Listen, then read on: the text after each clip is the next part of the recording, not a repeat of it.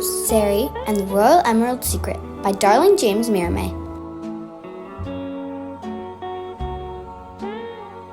Chapter 9. Painting.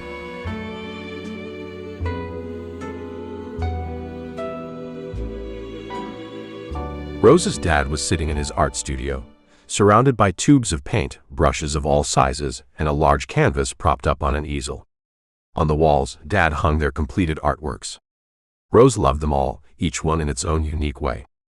The room held the scent of oil paints, and the soft hum of classical music playing in the background.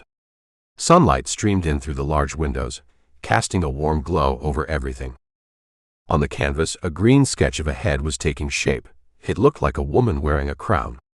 Dad was carefully mixing colors on his palette, using a combination of greens, blues, and whites to create just the right shade. Rose entered the room, her curiosity evident in her wide-open stare. She loved watching her dad paint, and was always amazed by how he could turn a blank canvas into something beautiful. "Dad, what are you painting?" Rose inquired enthusiastically. "Oh, hi, Rose. I'm just working on a new piece. It's the Lady Liberty collage. Want to help me paint a few strokes?" "Really? I'd love to." Rose joined her dad, taking a paintbrush from him.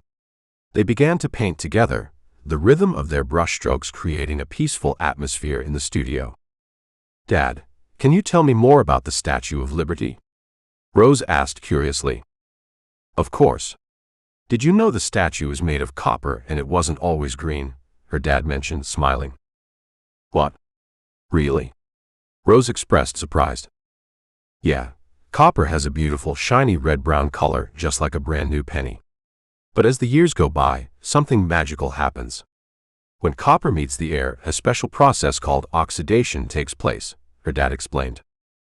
He stood up briefly to gesture with his hands, illustrating his explanation, then sat back down to continue painting with Rose. "Oxidation is like when an apple turns brown after you take a bite and leave it out for a while. For copper, this means that its shiny red-brown color starts to change. Slowly but surely, a green layer forms over it. This green layer is called patina, and it's like copper's very own superhero cape," her dad continued. "So, the patina protects the copper?" Rose asked, fascinated. "Exactly. It protects and preserves the copper, keeping it strong and safe from any harm. So even though the copper's color may change over time, it remains just as special and important," her dad explained, smiling. "It's a fascinating piece of history and art. You know that the Statue of Liberty was a gift," her dad began. "Yes, from France to the United States to celebrate the 100th anniversary of American independence, and it was designed by a French sculptor named Bartholdi," Rose eagerly shared. "How do you know all this?" her dad inquired, impressed. "Aunt Lisa told me," Rose proudly replied. "That's great. The statue is a symbol of freedom and democracy, and it has welcomed millions of immigrants to the United States over the years," her dad remarked. Rose and her dad continued to paint. "You've got a real talent for this, Rose. I'm so glad we could share this moment together," her dad said, smiling at Rose. "Me too," Rose affirmed, grinning. "But I need to go now, my friend Sarah is waiting." "Enjoy your day," her dad called out. Rose exited the room, feeling happy and inspired.